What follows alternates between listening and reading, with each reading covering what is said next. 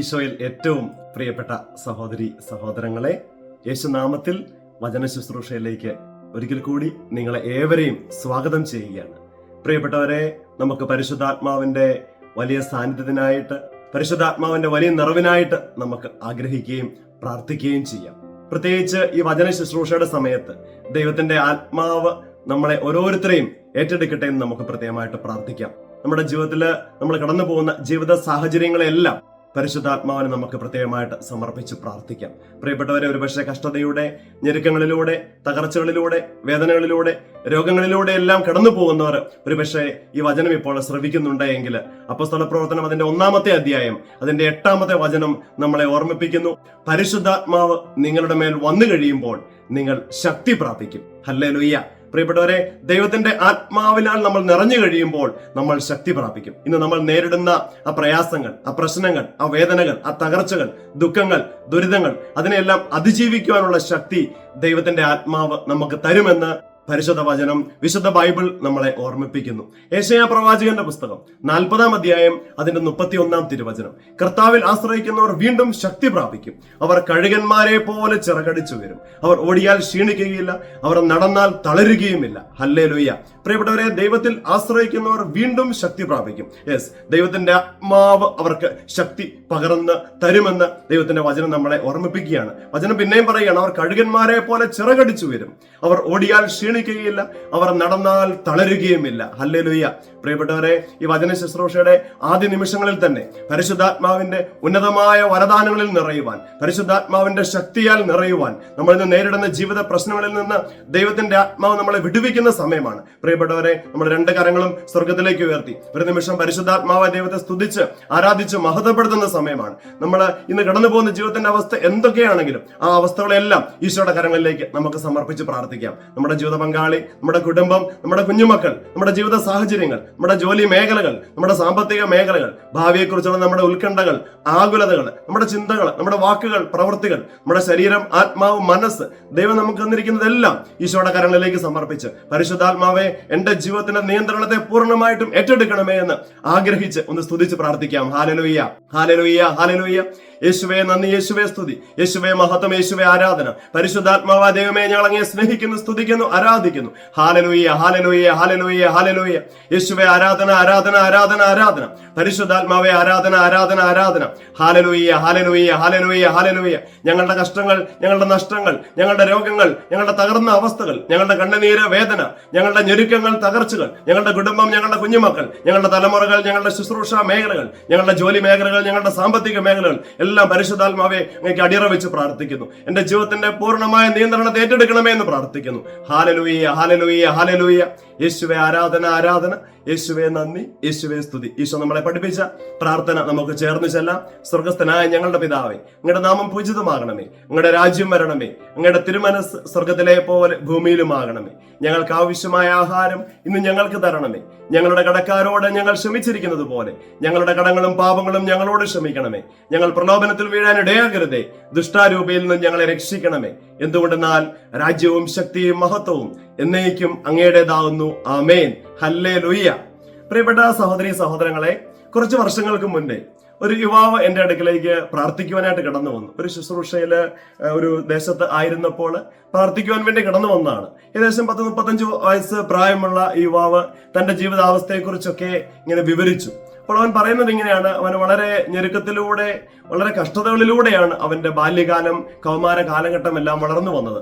സാമ്പത്തികമായിട്ട് വലിയ മുന്നോക്ക സ്ഥിതിയിലൊന്നും ആയിരുന്ന ഒരു കുടുംബമായിരുന്നില്ല. എങ്കിലും അവന്റെ മാതാപിതാക്കന്മാർ വളരെ കഷ്ടപ്പെട്ട് അവനെ പഠിപ്പിച്ചു. 4 പേരടങ്ങുന്ന ഒരു കുടുംബം, അപ്പനും അമ്മയും 2 മക്കളും. അപ്പൊ ഇവന്റെ മൂത്ത പയ്യനാണ്. എന്റെ ഇളയ ഒരു അനിയനുണ്ട്. അനിയൻ ഇപ്പൊ പഠിച്ചുകൊണ്ടിരിക്കുകയാണ്. എന്നിട്ട് ഈ 10-35 വയസ്സ് പ്രായമുള്ള യുവാവ് പറയുകയാണ്: അവൻ ഒരുപാട് ഞെരുക്കങ്ങളിലൂടെയൊക്കെയാണ് കടന്നു വന്നതെങ്കിലും ഞാൻ നല്ല ഉത്സാഹിച്ച് പഠിച്ചു, നല്ല മാർക്കോടെ അതിന്റെ കോഴ്സുകളൊക്കെ പാസ്സായി. എന്നിട്ട് അവൻ പറയുകയാണ്, എന്നാൽ ഈ കോഴ്സ് കഴിഞ്ഞിട്ടായാലും അതിന് മുമ്പോട്ട് ജീവിതത്തിൽ അവൻ ആഗ്രഹിച്ച രീതിയിൽ കാര്യങ്ങളൊന്നും ക്രമീകരിക്കപ്പെടുന്നില്ല.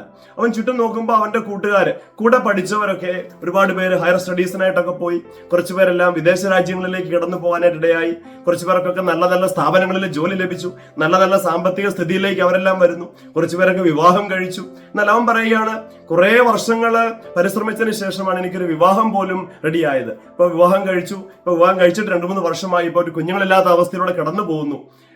ഒരു വിദേശ രാജ്യത്തേക്ക് കടന്നു പോകാനൊക്കെ ആഗ്രഹിച്ചു, പ്രാർത്ഥിച്ചു, പരിശ്രമിച്ചു, എന്നിട്ട് ഇതുവരെ അതിന് സാധിച്ചിട്ടില്ല. അപ്പൊ അങ്ങനെ ഇപ്പോഴാണെങ്കിലും ഒരുപാട് ഞെരുക്കങ്ങളിലൂടെയാണ് എന്റെ ജീവിതം കടന്നു പോകുന്നത്. എന്നാൽ എന്റെ കൂട്ടുകാരുടെ ജീവിതങ്ങളിലേക്കൊക്കെ ഞാൻ നോക്കുമ്പോൾ അവരുടെ എല്ലാം ജീവിതങ്ങളിൽ എനിക്ക് വളരെ വ്യത്യസ്തമായിട്ട് തോന്നുകയാണ്. എന്തുകൊണ്ടായിരിക്കും ദൈവം എന്നെ ഇങ്ങനെ ഒത്തിരി പ്രതിസന്ധികൾ നിറഞ്ഞ ഒരു വഴിയിലൂടെ, ഒത്തിരി തടസ്സങ്ങൾ നിറഞ്ഞ ഒരു വഴിയിലൂടെ, ഒത്തിരി പ്രതിബന്ധങ്ങൾ നിറഞ്ഞ ഒരു വഴിയിലൂടെ, ഒരു പരിപരുത്ത ജീവിത വഴിയിലൂടെ എന്നെ എന്തുകൊണ്ടാണ് ദൈവം കടത്തിവിടുന്നത് എന്നൊരു ചോദ്യം അവൻ ചോദിക്കുകയുണ്ടായി. പ്രിയപ്പെട്ടവർ, ഇത് കേട്ടപ്പോൾ എന്റെ മനസ്സിലും വലിയൊരു വിഷമം തോന്നി, ഒരു സങ്കടം തോന്നി. എന്തുകൊണ്ടായിരിക്കും ഈ യുവാവിന്റെ ജീവിതത്തിൽ ഇങ്ങനെ ഒരു ജീവിത വഴിയിലൂടെ ദൈവം അവനെ മുമ്പോട്ട് നടത്തിക്കൊണ്ടിരിക്കുക എന്ന് എന്റെ മനസ്സിൽ ഒരു സങ്കടമുണ്ടായി. ഹല്ലേലൂയ. പ്രിയപ്പെട്ടവരെ, ഒരു പക്ഷേ ഇപ്പോൾ ഇത് കേൾക്കുമ്പോൾ നിങ്ങളുടെ മനസ്സിലും ഒരു പക്ഷേ ഇങ്ങനെ ചില ചോദ്യങ്ങൾ വരുന്നുണ്ടാവും. എന്തുകൊണ്ടായിരിക്കും എന്റെ ജീവിതത്തിൽ ദൈവം ചില പ്രത്യേക സഹനങ്ങൾ അനുവദിച്ചിരിക്കുക? എന്തുകൊണ്ടായിരിക്കും എന്റെ ജീവിതത്തില് പരിപരുത്ത ജീവിത വഴികളിലൂടെ ദൈവം എന്നെ നടത്തിക്കൊണ്ടിരിക്കുക?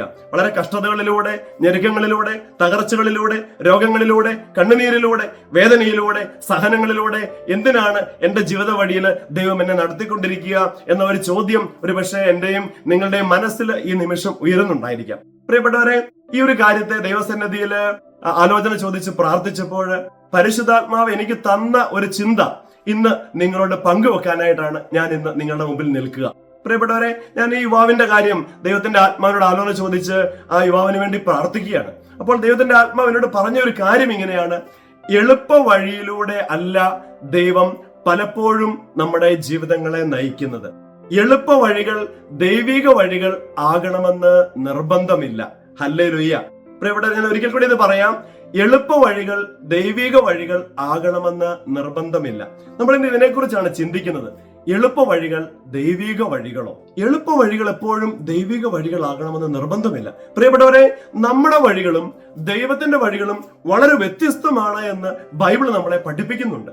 യെശയ്യാ പ്രവാചകന്റെ പുസ്തകം അതിന്റെ 55-ാം അധ്യായം അതിന്റെ 8ഉം 9ഉം തിരുവചനങ്ങൾ വായിക്കുമ്പോൾ നമുക്കിത് മനസ്സിലാക്കാൻ സാധിക്കും.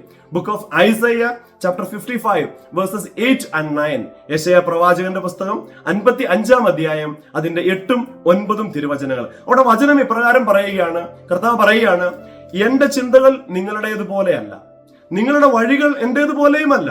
ആകാശം ഭൂമിയേക്കാൾ ഉയർന്നു നിൽക്കുന്നു, അതുപോലെ എന്റെ വഴികളും എന്റെ ചിന്തകളും നിങ്ങളുടേതിനേക്കാൾ വ്യത്യസ്തമത്രേ. പ്രിയപ്പെട്ടവരെ, വചനം പറയുകയാണ്, ദൈവമായ കർത്താവ് ഇപ്രകാരം പറയുകയാണ്. യെശയ്യാ പ്രവാചകന്റെ പുസ്തകം 55-ാം അധ്യായം 8-9 വചനത്തിലൂടെ: എന്റെ ചിന്തകൾ നിങ്ങളുടേതുപോലെയല്ല, നിങ്ങളുടെ വഴികളോ അത് എന്റേതുപോലെയുമല്ല. ആകാശം ഭൂമിയേക്കാൾ എത്രത്തോളം ഉയർന്നാണോ നിൽക്കുന്നത്, അതുപോലെ എന്റെ വഴികളും എന്റെ ചിന്തകളും നിങ്ങളുടേതിനേക്കാൾ വ്യത്യസ്തമത്രേ. ഹല്ലേലൂയ. നോക്കിക്കേ പ്രിയപ്പെട്ടവരെ, വളരെ മനോഹരമായിട്ട് ദൈവമായ കർത്താവ് നമ്മളെ അതിലൂടെ ഒരു കാര്യം പഠിപ്പിക്കുന്നില്ലേ?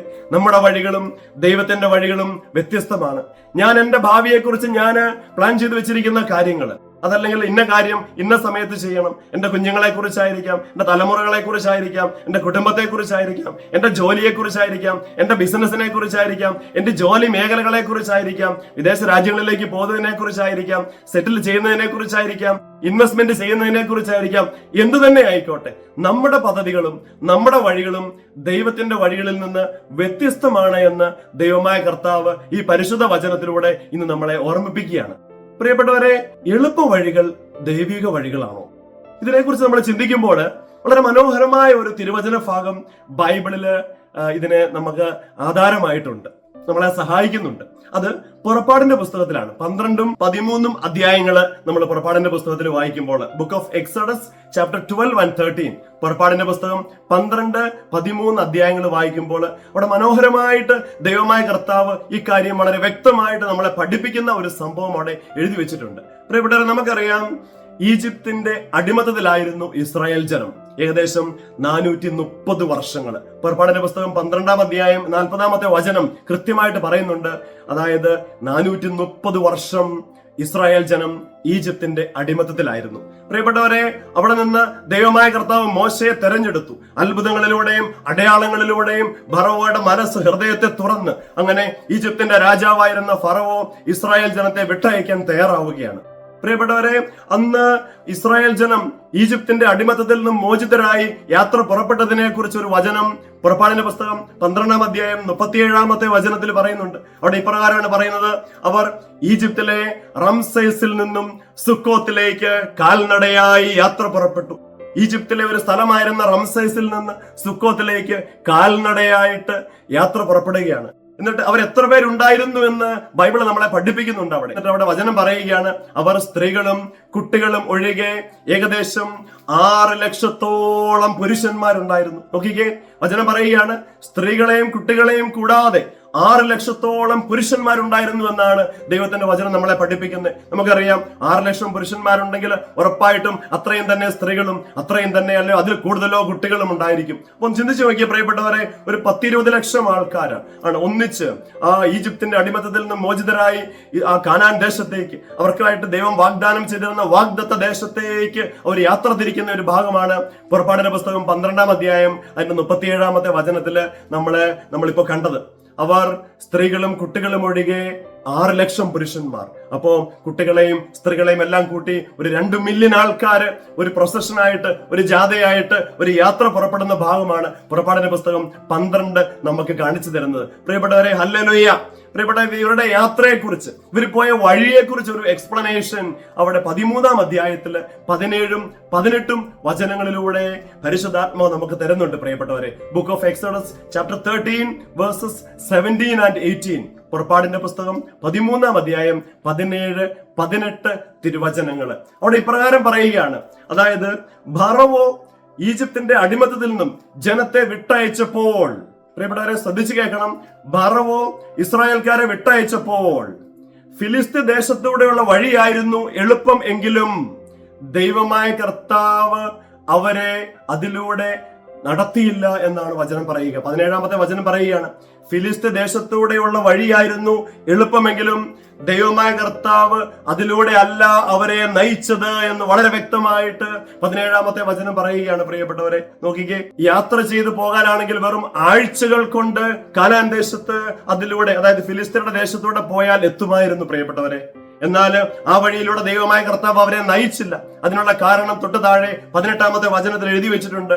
ഒരു പക്ഷേ ഫിലിസ്തീനരുടെ ഇടയിലേക്ക് കടന്നു ചെന്ന് കഴിയുമ്പോൾ അവരോട് യുദ്ധം ചെയ്യേണ്ടി വരുമോ എന്ന് പേടിച്ച് മനസ്സ് മാറി അവർ ഈജിപ്തിലേക്ക് തിരിച്ചു പോയേക്കുമോ എന്ന് ദൈവമായ കർത്താവ് തന്റെ മനസ്സിൽ വിചാരിച്ചു. കണ്ടോ, ശത്രുക്കളെ കാണുമ്പോൾ ഒരു പക്ഷെ പേടിച്ചിട്ട് എങ്കില് അടിമത്തത്തിലേക്ക് തിരിച്ചു പോയേക്കാം, താങ്കളായിരുന്ന ഈജിപ്തിലേക്ക് തിരിച്ചു പോയേക്കാം എന്ന് വിചാരിച്ച് മനസ്സ് മാറിയേക്കാനുള്ള ഒരു ചാൻസ്, ഒരു പോസിബിലിറ്റി ദൈവമായ കർത്താവ് അവിടെ കണ്ടതുകൊണ്ടാണ് അവരെ ഫിലിസ്തീൻ ദേശത്തൂടെ ആ കർത്താവ് അയക്കാതെ, എന്നിട്ട് കർത്താവ് ഒരു കാര്യം അവിടെ ചെയ്തു. എന്നിട്ട് അവരെ മരുഭൂമിയിലേക്കുള്ള വഴിയിലൂടെ നയിച്ച് ചെങ്കടലിന് നേരെ നയിച്ചു എന്നാണ് പുറപ്പാടിന്റെ പുസ്തകം 13-ാം അധ്യായം 18-ാം തിരുവചനം പറയുന്നത്. ഹല്ലേലൂയ. പ്രിയപ്പെട്ടവരെ, നോക്കിക്കേ, വെറും ആഴ്ചകൾ യാത്ര ചെയ്ത് കാനാൻ ദേശത്ത് എത്താമായിരുന്ന വഴിയായിരുന്നു ഫിലിസ്തീൻ ദേശത്തൂടെയുള്ള വഴി. എന്നാൽ അതിനു പകരം ദൈവമായ കർത്താവ് ഇസ്രായേൽ ജനത്തെ മരുഭൂമിയിലേക്കുള്ള വഴിയിലൂടെ കൂട്ടിക്കൊണ്ടുപോയി. പ്രിയപ്പെട്ടവരെ, നമുക്കറിയാം, പുറപ്പാട്, സംഖ്യ, ലേവ്യർ, നിയമാവർത്തനം, ജോഷുവ, ഈ 5 പുസ്തകങ്ങൾ പഴയ നിയമത്തിൽ നമ്മൾ വായിക്കുമ്പോൾ നമുക്ക് മനസ്സിലാക്കാൻ പറ്റുന്ന ഒരു വലിയ സത്യമുണ്ട്. ഈ ആഴ്ചകൾ കൊണ്ടെത്താമായിരുന്ന ഈ ദൂരം അവർ താണ്ടിയത് ഏകദേശം 40 വർഷങ്ങൾ കൊണ്ടാണ്. ഈജിപ്തിന്റെ അടിമത്തത്തിലായിരുന്ന ഇസ്രായേൽ ജനം ഈജിപ്തിന്റെ അടിമത്തത്തിൽ നിന്നും മോചിതരായി കാനാൻ ദേശത്തേക്കുള്ള അവരുടെ യാത്ര, മരുഭൂമിയിലൂടെയുള്ള അവരുടെ യാത്ര, ആ യാത്ര ഏകദേശം 40 വർഷങ്ങൾ നീണ്ടു നിന്നുവെന്ന് ഈ 5 പുസ്തകങ്ങൾ നമ്മൾ പഴയ നിയമത്തിൽ വായിക്കുമ്പോൾ നമുക്ക് കാണാനായിട്ട് സാധിക്കും. പ്രിയപ്പെട്ട ദൈവ പൈതലെ, എന്നെ ഇത് കേൾക്കുമ്പോൾ നമ്മൾ ഓർക്കേണ്ട ഒരു വലിയൊരു കാര്യമുണ്ട് ഇതിനകത്ത്. അതായത്, എന്തുകൊണ്ടായിരിക്കും ദൈവമായ കർത്താവ് ഈ ആഴ്ചകൾ കൊണ്ട് എത്താമായിരുന്ന ഒരു സ്ഥലത്തേക്ക് ഈ 40 വർഷം നീണ്ട ഒരു യാത്രയിലേക്ക് ഇസ്രായേൽ ജനത്തെ കരം പിടിച്ച് നടത്തിയത് എന്ന് നമ്മൾ ചിന്തിക്കണം. പ്രിയപ്പെട്ടവരെ, അതിനൊരു വലിയ കാരണമുണ്ട്. വളരെ വിഷമമേറിയ ഒരു യാത്രയായിരുന്നു ഈ 40 വർഷത്തെ യാത്ര. അനേകം ദിവസങ്ങൾ ആഹാരം കിട്ടാതെ ബുദ്ധിമുട്ടിയ അവസ്ഥകൾ ഉണ്ടായിട്ടുണ്ട്. അനേകം ദിവസങ്ങളിൽ ദാഹജലം ലഭിക്കാതെ ഇസ്രായേൽ ജനം വലഞ്ഞിട്ടുണ്ട്. വളരെ ചൂട് നിറഞ്ഞ മരുഭൂമിയിലൂടെയുള്ള യാത്രയായിരുന്നു. ചുട്ടുപഴുത്ത മണലാരണ്യത്തിലൂടെയുള്ള യാത്രകൾ. ശത്രുക്കളെ നേരിടേണ്ടി വന്നിട്ടുണ്ട്. വളരെ വിപരീതമായ കാലാവസ്ഥകളെ നേരിടേണ്ടി വന്നിട്ടുണ്ട്. പക്ഷെ പ്രിയപ്പെട്ടവരെ, നമ്മൾ മനസ്സിലാക്കേണ്ട വലിയൊരു സത്യമുണ്ട്. ഇതിന്റെ എല്ലാം നടുവിലും അവരെ സഹായിക്കുവാൻ എപ്പോഴും ദൈവം കൂടെ ഉണ്ടായിരുന്നുവെന്ന് ദൈവത്തിന്റെ വചനം നമ്മളെ ഓർപ്പിക്കുകയാണ്. അനേകം വചനങ്ങള് പ്രിയപ്പെട്ടവർ നമ്മള് ബൈബിളിൽ നോക്കി നമുക്ക് കാണാൻ സാധിക്കും. പ്രത്യേകിച്ച് പുറപ്പാടിന്റെ പുസ്തകത്തില് അതിന്റെ 13-ാം അധ്യായം അതിന്റെ 21-22 വചനങ്ങൾ വായിക്കുമ്പോൾ അവിടെ ഇങ്ങനെ എഴുതി വെച്ചിരിക്കുകയാണ്: രാത്രിയും പകലും യാത്ര ചെയ്യുവാൻ അവരെ സഹായിക്കും വിധം പകലൊരു മേഘസ്തംഭമായും രാത്രി ഒരു അഗ്നിത്തൂണായും ദൈവമായ കർത്താവ് അവരുടെ മുമ്പേ പോയിക്കൊണ്ടേയിരുന്നു. പ്രിയപ്പെട്ടവരെ നോക്കിക്കേ, രാത്രിയിൽ ചുട്ടുപഴുത്ത ആ വെയിലിൽ നിന്നും അവരെ സംരക്ഷിക്കുവാനായിട്ട് ഒരു മേഘത്തൂണായിട്ട്, പ്രിയപ്പെട്ടവരെ രാത്രി കാലഘട്ടങ്ങളിൽ ഒരു വെളിച്ചം അവർക്ക് പകർന്നു കൊടുക്കുവാനായിട്ട് ഒരു അഗ്നിത്തൂണായിട്ട് അവരുടെ മുമ്പേ ദൈവമായ കർത്താവ് പോയിക്കൊണ്ടേയിരുന്നു. അനേക ദിവസങ്ങൾ ഭക്ഷണമില്ലാതെ വലഞ്ഞപ്പോൾ സ്വർഗത്തിൽ നിന്നും കാടപ്പക്ഷിയെയും മന്നയെയും വർഷിച്ച് അവർക്ക് ഭക്ഷിക്കുവാനായിട്ട് ദൈവമായ കർത്താവ് ക്രമീകരണങ്ങൾ ചെയ്യുകയാണ്. നമുക്കറിയാം, മാറ, മെരീബ അല്ലെങ്കിൽ ആ മരുഭൂമിയിലൂടെ നടന്നപ്പോൾ ദാഹജലമില്ലാതെ അവർ വലഞ്ഞപ്പോൾ, ഷൂർ മരുഭൂമിയിലൂടെ എല്ലാം അലഞ്ഞു തിരിഞ്ഞപ്പോൾ, പ്രിയപ്പെട്ടവരെ, കരിമ്പാറകളെ പിളർന്ന് ആ ലക്ഷോപലക്ഷം വരുന്ന ഇസ്രായേൽക്കാർക്ക് ദാഹജലത്തെ പകർന്നു കൊടുത്തവനാണ് നമ്മുടെ യഹോവ. ഹല്ലേലൂയ. പ്രിയപ്പെട്ടവരെ, ശത്രുക്കളെ നേരിടേണ്ടി വരുമ്പോഴെല്ലാം അവരുടെ കൂടെ നിന്ന് അവർക്ക് വേണ്ടി യുദ്ധം ചെയ്ത ദൈവത്തെ കുറിച്ചെല്ലാം നമ്മൾ ബൈബിളിൽ കാണുന്നുണ്ട്. പുറപ്പാടിന്റെ പുസ്തകം 14 വചനം ഇപ്രകാരം പറയുന്നില്ലേ? മോശയിലൂടെ ദൈവത്തിന്റെ ആത്മാവ് ഇപ്രകാരം പറയുന്നില്ലേ? നിങ്ങൾ ശാന്തരായിരുന്നാൽ മതി, കർത്താവ് നിങ്ങൾക്ക് വേണ്ടി യുദ്ധം ചെയ്തുകൊള്ളും. പ്രിയപ്പെട്ടവരെ, അവരെവിടെയെല്ലാം പ്രതിസന്ധികൾ നേരിട്ടോ, അവരെവിടെയെല്ലാം തടസ്സങ്ങൾ നേരിട്ടോ, അവരെവിടെയെല്ലാം പ്രതിബന്ധങ്ങൾ നേരിട്ടോ, അവിടെയെല്ലാം ദൈവമായ കർത്താവ് അവരുടെ സഹായത്തിന് കടന്നു വന്നതായിട്ട് വിശുദ്ധ വചനം, പരിശുദ്ധ ബൈബിള് നമ്മളെ പഠിപ്പിക്കുന്നു. എന്തുകൊണ്ടായിരിക്കും പ്രിയപ്പെട്ടവരെ വലിയ പ്രതിസന്ധികൾ നിറഞ്ഞ ഈ ഒരു വഴിയിലൂടെ, ദുർഘടം നിറഞ്ഞ ഈ ഒരു വഴിയിലൂടെ, ഒത്തിരി തടസ്സങ്ങൾ നിറഞ്ഞ ഈ ഒരു വഴിയിലൂടെ, കഷ്ടതകൾ നിറഞ്ഞ വഴികളിലൂടെ എന്തുകൊണ്ടായിരിക്കും ദൈവം അവരെ കടത്തിവിട്ടതെന്ന് നമ്മൾ ചിന്തിക്കേണ്ടതുണ്ട് പ്രിയപ്പെട്ടവരെ. കാരണമുണ്ട്. ഇസ്രായേൽ ജനത്തിന്റെ ഹൃദയത്തിൽ ദൈവത്തെ ആരാധിക്കുവാൻ, ദൈവത്തെ ദൈവമായിട്ട് അംഗീകരിക്കുവാൻ, ദൈവത്തെ സ്നേഹിക്കുവാൻ, ദൈവത്തിന്റെ നാമം വിളിച്ചപേക്ഷിക്കുവാൻ, ആ ദൈവിക സാന്നിധ്യത്തിൽ ആയിരിക്കുവാൻ, ദൈവത്തോട് കൂടെ ആയിരിക്കുവാൻ, ദൈവത്തോട് ചേർന്നിരിക്കുവാനുള്ള ഒരു വലിയ ട്രെയിനിങ് ആയിരുന്നു പ്രിയപ്പെട്ടവരെ. ഈ ഓരോ സഹനത്തിന്റെ വഴിയും, ഈ ഓരോ ഞെരുക്കത്തിന്റെ വഴിയും, ഈ ഓരോ തകർച്ചകളും, ഈ ഓരോ പ്രതിസന്ധികളും, പ്രതിബന്ധങ്ങളും, തടസ്സങ്ങളും എല്ലാം അവർ നേരിടുമ്പോഴെല്ലാം ദൈവമായ കർത്താവിന്റെ നാമം അവർ വിളിച്ചപേക്ഷിച്ചു. അവർ ദൈവത്തോട് ചേർന്ന് നിന്നുവെന്ന് അനേക സംഭവങ്ങളിലൂടെ പഴയ നിയമത്തിലൂടെ കടന്നു പോകുമ്പോൾ നമുക്ക് കാണാൻ സാധിക്കും. പ്രിയപ്പെട്ടവരെ, അങ്ങനെ ദൈവത്തെ ദൈവമായിട്ട് അംഗീകരിക്കുവാൻ, ദൈവത്തെ സ്നേഹിക്കുവാൻ, ദൈവത്തിന്റെ വലിയ സംരക്ഷണയിലേക്ക് ചേർന്ന് നിൽക്കുവാൻ തക്കവണ്ണം ഈ സഹനങ്ങള് അവരുടെ ജീവിതത്തിൽ അവരെ സഹായിച്ചുവെന്ന് പഴയ നിയമം നമ്മളെ പഠിപ്പിക്കുന്നു. പ്രിയപ്പെട്ടവരെ, ഞാൻ ഓർക്കുകയാണ് ഇത് പറയുമ്പോൾ, എന്റെ ജീവിതത്തിലേക്ക് ഞാൻ തിരിഞ്ഞു നോക്കുമ്പോൾ കഴിഞ്ഞൊരു 10-30 വർഷ കാലഘട്ടങ്ങൾ ഒരുപാട് സഹനങ്ങളിലൂടെ, ഒരുപാട് വേദനകളിലൂടെ, ഒരുപാട് ഞെരുക്കങ്ങളിലൂടെ, ഒരുപാട് ഒറ്റപ്പെടുത്തലുകളിലൂടെ, ഒരുപാട് രോഗാവസ്ഥകളിലൂടെ, ഒരുപാട് സഹനത്തിന്റെ ആ പരിപരത്ത ജീവിത വഴികളിലൂടെ ദൈവം എന്നെ നടത്തി. പ്രിയപ്പെട്ടവരെ, പലപ്പോഴും ഞാനും ദൈവത്തോട് ചോദിച്ചു, ദൈവമേ, എന്തുകൊണ്ടായിരിക്കും എന്നെ ഇങ്ങനെയുള്ള ഒത്തിരി പ്രതിസന്ധികളിലൂടെ, ഒത്തിരി പ്രതിബന്ധങ്ങളിലൂടെ, ഒത്തിരി തടസ്സങ്ങളിലൂടെ, രോഗങ്ങളിലൂടെ, തകർച്ചകളിലൂടെ, കണ്ണുനീരിലൂടെ ഇസ്രായേൽ ജനത്തെ എങ്ങനെയാണോ ആ മരുഭൂമിയിലൂടെ നടത്തിയത്, അതുപോലെ എന്തുകൊണ്ടാണ് ദൈവമേ എന്നെയും നടത്തുന്നതെന്ന് ഞാൻ ചോദിച്ചപ്പോൾ ദൈവത്തിന്റെ ആത്മാവ് എനിക്ക് തന്നൊരു മറുപടിയുണ്ട്. പ്രിയപ്പെട്ട സഹോദരങ്ങളെ, ഓരോ സഹനങ്ങളിലൂടെയും ഞാൻ നിന്നെ കടത്തിവിടുമ്പോൾ ഒരു പടി കൂടെ ദൈവത്തെ സ്നേഹിക്കുവാൻ, ഒരു പടി കൂടെ ദൈവത്തോട് ചേർന്ന് നിൽക്കുവാൻ, ഒരു പടിയും കൂടെ ദൈവത്തിന്റെ നാമത്തെ വിളിക്കുവാൻ, ഒരു പടിയും കൂടെ ദൈവഭയമുള്ളവനായിരിക്കുവാൻ, ഒരു പടിയും കൂടെ ദൈവത്തിന്റെ ആ വലിയൊരു സംരക്ഷണയിലേക്ക് ചേർന്ന് നിൽക്കുവാനായിട്ട് പരിശുദ്ധാത്മാവ് എന്നെയും എന്റെ കുടുംബത്തെയും എന്റെ ജീവിത പങ്കാളിയെയും എന്റെ കുടുംബത്തെയും എല്ലാം ഒരുക്കുകയായിരുന്നു. ഹല്ലേലൂയ. പ്രിയപ്പെട്ടവരെ, അതുകൊണ്ട് എളുപ്പ വഴികൾ എപ്പോഴും ദൈവിക വഴികളാകണമെന്ന് നിർബന്ധമില്ല. നമ്മളെല്ലാവരും, ഒരുപക്ഷെ എന്നെ കേൾക്കുന്ന നിങ്ങളെല്ലാം ഒരുപക്ഷെ ഇതുപോലെ പരിപരുത്ത ജീവിത വഴികളിലൂടെ നടക്കുന്നവരായിരിക്കാം. പ്രിയപ്പെട്ടവരെ, ഒരിക്കലും സഹനങ്ങൾ ദൈവിക തിരസ്കരണത്തിന്റെ അടയാളങ്ങളല്ല. പ്രിയപ്പെട്ടവരെ, ഒരിക്കലും സഹനങ്ങൾ ദൈവിക തിരസ്കരണത്തിന്റെ അടയാളങ്ങളല്ല, മറിച്ച് ദൈവ വഴിയിലൂടെ നടക്കുന്ന ഒരു ദൈവ പൈതലിന്റെ ജീവിത വഴിയിലെ വഴികാട്ടികളാണ് നമ്മുടെ സഹനങ്ങളും, നമ്മുടെ രോഗങ്ങളും, നമ്മുടെ തകർച്ചകളും, നമ്മുടെ വേദനകളും, നമ്മുടെ ആകുലതകളും എല്ലാം. പ്രിയപ്പെട്ടവരെ, നമ്മുടെ ജീവിത വഴി എന്ന് പറയുന്നത്, നമ്മുടെ വഴി എന്ന് പറയുന്നത് അത് കാലിത്തൊഴുത്തിന്റെ വഴിയാണ്. നമ്മുടെ വഴി എന്ന് പറയുന്നത് അത് ഒരുപാട് ഞെരുക്കങ്ങളുടെ വഴിയാണ്. നമ്മുടെ വഴി എന്ന് പറയുന്നത് പീഡാസഹനത്തിന്റെ വഴിയാണ്. നമ്മുടെ വഴി എന്ന് പറയുന്നത് കുരിശിന്റെ വഴിയാണ്. നമ്മുടെ വഴി എന്ന് പറയുന്നത് ഗാഗുൽത്തായുടെ വഴിയാണ്. നമ്മുടെ വഴി എന്ന് പറയുന്നത് കാൽവരിയിലേക്കുള്ള വഴിയാണ്. പക്ഷേ എന്നെ കേൾക്കുന്ന എന്റെ ദൈവപൈതലെ, ഒരു കാര്യം നമ്മൾ മനസ്സിലാക്കണം. നമ്മുടെ വഴി ഗാഗുൽത്തായിൽ അവസാനിക്കുന്നതല്ല, നമ്മുടെ വഴി കാൽവരിയിൽ അവസാനിക്കുന്നതല്ല. അവിടുന്ന് പുനരുദ്ധാനത്തിലേക്ക് നമ്മളെ കരം പിടിച്ച് നടത്തും. അവിടുന്ന് നിത്യജീവിതത്തിലേക്ക്, നിത്യ സൗഭാഗ്യത്തിലേക്ക് നമ്മളെ കൂട്ടിക്കൊണ്ടു പോകുന്നതാണ് നമ്മളെ സംബന്ധിച്ചുള്ള ദൈവവഴി. നീ നടന്നുകൊണ്ടിരിക്കുന്ന പരിപരുത്ത ജീവിത വഴിയുണ്ടല്ലോ, അത് ഗാഗുൽത്തായിൽ അവസാനിക്കുന്നതല്ല, ഏതെങ്കിലും രോഗത്തിൽ അവസാനിക്കാനുള്ളതല്ല, ഏതെങ്കിലും തകർച്ചയിലോ കണ്ണുനീരിലോ വേദനയിലോ അവസാനിക്കാനുള്ള വഴിയല്ല അത് നമ്മൾ മനസ്സിലാക്കണം. അത് നമ്മളെ പുനരുദ്ധാനത്തിലേക്കും, അത് നമ്മളെ നിത്യ സൗഭാഗ്യത്തിലേക്കും സ്വർഗ സൗഭാഗ്യത്തിലേക്കും നമ്മളെ കൂട്ടിക്കൊണ്ടു പോകുമെന്നുള്ള വലിയൊരു തിരിച്ചറിവ് നമുക്കുണ്ടാകണം പ്രിയപ്പെട്ടവരെ. അതുകൊണ്ട് എല്ലാ എളുപ്പ വഴികളും ദൈവിക വഴികളാകണമെന്ന് നിർബന്ധമില്ല. നമ്മുടെ ജീവിതത്തിലെ സഹനങ്ങളായിരിക്കാം, രോഗങ്ങളായിരിക്കാം, തകർച്ചകളായിരിക്കാം, വേദനകളായിരിക്കാം, ആരും എന്നെ മനസ്സിലാക്കാനില്ലാത്ത അവസ്ഥയായിരിക്കാം, ഒറ്റപ്പെടുത്തപ്പെട്ട അവസ്ഥയായിരിക്കാം, ആരുമില്ലാത്ത അവസ്ഥയായിരിക്കാം, ഒരുപക്ഷെ മാരകമായ രോഗങ്ങളുടെ അവസ്ഥയായിരിക്കാം, സാമ്പത്തികമായിട്ടുള്ള വലിയ തകർച്ചകളുടെ അവസ്ഥയായിരിക്കാം. അതെന്തു തന്നെയായാലും പരിപരുത്ത നിന്റെ ജീവിത വഴികൾ ഒരു വഴിയും കൂടെ നിന്നെ ഈശോയിലേക്ക് അടുപ്പിക്കാനുള്ള വഴിയാണെന്ന് മനസ്സിലാക്കുക. എങ്ങനെയാണോ ദൈവമായ കർത്താവ് ഇസ്രായേൽക്കാരെ ആ മരുഭൂമി യാത്രയിൽ കരം പിടിച്ച് നടത്തിയത്, എങ്ങനെയാണോ പ്രിയപ്പെട്ടവരെ ആ ചുട്ടുപഴുത്ത മണലാരണ്യത്തിൽ പകൽ മേഘസ്തംഭമായും രാത്രി അഗ്നിത്തൂണായും എങ്ങനെയാണോ ദൈവമായ കർത്താവ് ഇസ്രായേൽക്കാരെ പരിപാലിച്ചത്, അതുപോലെ നമ്മുടെ ജീവിതങ്ങളിലും നമ്മളെ കാത്തു പരിപാലിക്കുന്ന ഒരു ദൈവം നമ്മുടെ കൂടെയുണ്ട് എന്ന് നമ്മൾ മനസ്സിലാക്കുക. പ്രിയപ്പെട്ടവരെ, വിവാഹത്തിന് ശേഷം ഏകദേശം 20 വർഷത്തോളം ഒരു കുഞ്ഞുങ്ങളില്ലാത്ത അവസ്ഥയിലൂടെ ദൈവമായ കർത്താവ് എന്നെ കടത്തിവിട്ടു. 20 വർഷങ്ങൾ നീണ്ട 20 വർഷത്തെ മരുഭൂമി യാത്രയിലൂടെ കടന്നു വന്ന ഒരു ജീവിതമാണ് പ്രിയപ്പെട്ടവരെ എന്റേത്.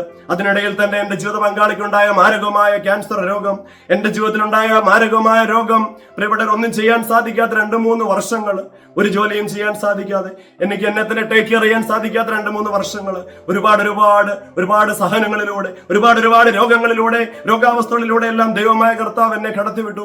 ഞാൻ പഠിച്ചൊരു പാഠമുണ്ട്: എളുപ്പ വഴികൾ ദൈവിക വഴികളാകണമെന്ന് നിർബന്ധമില്ല. എന്നാൽ സഹനത്തിന്റെ വഴികൾ, എന്നാൽ കുരിശിന്റെ വഴികൾ, എന്നാൽ കഷ്ടതയുടെയും ഞെരുക്കത്തിന്റെയും തകർച്ചയുടെയും വഴികൾ, അതെല്ലാം എപ്പോഴും ഈശോയിലേക്ക് എത്തിക്കുന്നതാണ് പ്രിയപ്പെട്ടവരെ. അതുകൊണ്ടാണല്ലോ വിശുദ്ധ മത്തായി എഴുതിയ സുവിശേഷത്തില് 7-ാമത്തെ അധ്യായം അതിന്റെ 13-14 തിരുവചനങ്ങൾ, gospel of Saint Matthew chapter 7 versus 13 and 14, അവിടെ വളരെ വ്യക്തമായിട്ട് ഈശോ നമ്മളെ പഠിപ്പിക്കുന്ന ഒരു കാര്യം അവിടെ എഴുതി വെച്ചിട്ടുണ്ട്. അവിടെ ഇങ്ങനെയാണ് ഈശോ പറയുന്നത്. ഈശോ തന്റെ പ്രബോധനത്തിൽ പറയുന്ന ഒരു കാര്യമുണ്ട്. വിശുദ്ധ മത്തായി എഴുതിയ സുവിശേഷം 7-ാം അധ്യായം അതിന്റെ 13-14 തിരുവചനങ്ങൾ: ഇടുങ്ങിയ വാതിലിലൂടെ പ്രവേശിക്കുവിൻ, വിനാശത്തിലേക്ക് നയിക്കുന്ന വാതിൽ വിസ്തൃതമാണ്, വഴി വീതിയുള്ളതാണ്, അതിലെ കടന്നു പോകുന്നവർ വളരെയാണ് താനും. എന്നാൽ ജീവനിലേക്കുള്ള വാതിൽ ഇടുങ്ങിയതും വഴി വീതി കുറഞ്ഞതുമാണ്, അത് കണ്ടെത്തുന്നവരോ ചുരുക്കം. പ്രിയപ്പെട്ടവരെ, മത്തായി എഴുതിയ സുവിശേഷം 7-ാം അധ്യായം 13-14 തിരുവചനങ്ങൾ ഈശോ പറയാണ്: ഇടുങ്ങിയ വാതിലിലൂടെ പ്രവേശിക്കുവിൻ, വിനാശത്തിലേക്കുള്ള വാതിൽ വിസ്തൃതമാണ്, വഴി വിശാലമാണ്, അതിലെ കടന്നു പോകുന്നവർ വളരെയാണ്. നമുക്കറിയാം പ്രിയപ്പെട്ടവരെ, നമുക്കിന്ന് നമ്മൾ ചുറ്റും നോക്കി കഴിഞ്ഞാൽ നമുക്കിത് മനസ്സിലാക്കാൻ സാധിക്കും. ലോകത്തിൻ്റെതായ വ്യാപാരങ്ങളിൽ ഏർപ്പെട്ടിരിക്കുന്നവർ വളരെയാണ്, അവരുടെ വഴി വിശാലമാണ്, അവരുടെ വാതിൽ വിസ്തൃതമാണ്, വളരെ എളുപ്പമാണ്. പ്രിയപ്പെട്ടവരെ, ലോകത്തിന്റെ മ്ലേച്ഛതയിൽ, ലോകത്തിന്റെ പാപങ്ങളില് എല്ലാം മുഴുകി നമുക്ക് ജീവിക്കാൻ വളരെ എളുപ്പമാണ്. എന്നാൽ ഈശോ പറയുന്ന ഒരു കാര്യമുണ്ട്: എന്നാൽ ജീവനിലേക്ക് നയിക്കുന്ന വാതിൽ ഇടുങ്ങിയതാണ്, വഴി വീതി കുറഞ്ഞതാണ്, അത് കണ്ടെത്തുന്നവരോ ചുരുക്കം. പ്രിയപ്പെട്ടവരെ, ഈ ചുരുക്കപ്പെട്ടവരിൽ ഒരാളായിട്ട് നമുക്ക് മാറാൻ വേണ്ടി പരിശുദ്ധാത്മാവിനോട് നമുക്ക് പ്രാർത്ഥിക്കാം. പരിശുദ്ധാത്മാവാണ് നമ്മളെ ശക്തിപ്പെടുത്തുന്നത്, പരിശുദ്ധാത്മാവാണ് നമ്മളെ പിടിച്ചു നിർത്തുന്നത്, പരിശുദ്ധാത്മാവാണ് നമ്മളെ ബലപ്പെടുത്തുന്നത്, പരിശുദ്ധാത്മാവാണ് നമ്മളെ നമ്മുടെ കാലുകളിൽ ഉറപ്പിച്ചു നിർത്തുന്നത്. നമ്മുടെ പരിപരുത്ത ജീവിത വഴികളിലൂടെ നമ്മൾ നടക്കുമ്പോൾ പ്രിയപ്പെട്ടവരെ, തടസ്സങ്ങളും പ്രതിബന്ധങ്ങളും കഷ്ടതകളും ഞെരുക്കങ്ങളും സഹനങ്ങളും രോഗങ്ങളും തകർച്ചകളും കണ്ണുനീരും ഉണ്ടാകുമ്പോൾ നമ്മളെ കരം പിടിച്ച് നടത്തുന്നത് ദൈവത്തിന്റെ ആത്മാവാണ്. അപ്പസ്തോലന്മാരെ കരം പിടിച്ച് നടത്തിയ ദൈവത്തിന്റെ ആത്മാവ്, നമ്മുടെ പൂർവ്വപിതാക്കന്മാരെ കരം പിടിച്ച് നടത്തിയ പരിശുദ്ധാത്മാവ്, പ്രവാചകന്മാരുടെ കൂടെ സംസാരിച്ച, അവരുടെ കൂടെ പ്രവർത്തിച്ച പരിശുദ്ധാത്മാവ്, ശിഷ്യ സമൂഹത്തെ മുമ്പോട്ട് നയിച്ച പരിശുദ്ധാത്മാവ്, ഇന്ന് സഭയെ നയിച്ചുകൊണ്ടിരിക്കുന്ന പരിശുദ്ധാത്മാവ്, ഈ പരിശുദ്ധാത്മാവ് നിറയാൻ വേണ്ടി നമുക്കും ആഗ്രഹിക്കാം. പ്രിയപ്പെട്ടവരെ, എളുപ്പ വഴികൾ ദൈവിക വഴികളാവണമെന്ന് നിർബന്ധമില്ല. എന്നാൽ പരിപരുത്ത സഹനത്തിന്റെ, ഞെരുക്കത്തിന്റെ, തകർച്ചയുടെ, രോഗത്തിന്റെ എല്ലാം വഴികൾ അവസാനിക്കുന്നത് ദൈവത്തെങ്കിലാണ്. ഈ വഴിയിലൂടെ നടക്കുവാൻ പരിശുദ്ധാത്മാവെ എന്നെ സഹായിക്കണമേ എന്ന് നമുക്ക് പ്രാർത്ഥിക്കാം. പ്രിയപ്പെട്ടവരെ, വലിയ സഹനത്തിന്റെയും ഞെരുക്കത്തിന്റെയും വഴിയിലൂടെ നടന്നവളാണ് പരിശുദ്ധ അമ്മ. ആ തിരുക്കുടുംബത്തെ മുഴുവനും ദൈവിക വഴിയിലൂടെ നടക്കുവാനായിട്ട് കരം പിടിച്ചവളാണ് പരിശുദ്ധ അമ്മ. ആ പരിശുദ്ധ അമ്മയുടെ മധ്യസ്ഥതയിൽ നമ്മളും പ്രാർത്ഥിക്കുമ്പോൾ, ഇന്ന് സഹനത്തിന്റെ വഴിയിലൂടെയാണ് ഞാനും നിങ്ങളും നടക്കുന്നതെങ്കിൽ, ഇന്ന് പരിപരുത്ത ജീവിത വഴിയിലൂടെയാണ് ഞാനും നിങ്ങളും നടക്കുന്നതെങ്കിൽ, ആ വഴിയിലൂടെ നടക്കുവാൻ, ദൈവത്തിന്റെ വഴിയിലൂടെ നടക്കുവാൻ, ദൈവം ആഗ്രഹിക്കുന്ന വഴിയിലൂടെ നടക്കുവാൻ ഉള്ള കൃപയ്ക്കായിട്ട് നമുക്ക് പരിശുദ്ധ അമ്മയുടെ വലിയ മധ്യസ്ഥതയിൽ പ്രാർത്ഥിക്കാം. നന്മ നിറഞ്ഞ മറിയമേ സ്വസ്തി, കർത്താവ് അങ്ങയുടെ കൂടെ സ്ത്രീകളിൽ അങ്ങ് അനുഗ്രഹിക്കപ്പെട്ടവളാവുന്നു. അങ്ങയുടെ ഉദരത്തിന്റെ ഫലമായി ഈശോ അനുഗ്രഹിക്കപ്പെട്ടവനാവുന്നു. പരിശുദ്ധ മറിയമേ തമ്പുരാന്റെ അമ്മേ, പാപികളായ ഞങ്ങൾക്ക് വേണ്ടി എപ്പോഴും ഞങ്ങളുടെ മരണസമയത്തും തമ്പുരാനോട് അപേക്ഷിച്ചു കൊള്ളണമേ. ആമേൻ. എളുപ്പ വഴികൾ ദൈവിക വഴികളാകണമെന്ന് നിർബന്ധമില്ല. എളുപ്പ വഴികൾ ദൈവിക വഴികളാകണമെന്ന് നിർബന്ധമില്ല. ഹല്ലേലൂയ. ദൈവകൃപയിൽ ഞാൻ ആശ്രയിച്ച് അവൻ വഴികളെ ഞാൻ അറിഞ്ഞ് അനുഗമിച്ചിടും അവനുടെ ചുവടുകളെ. ദൈവകൃപയിൽ ഞാൻ ആശ്രയിച്ച്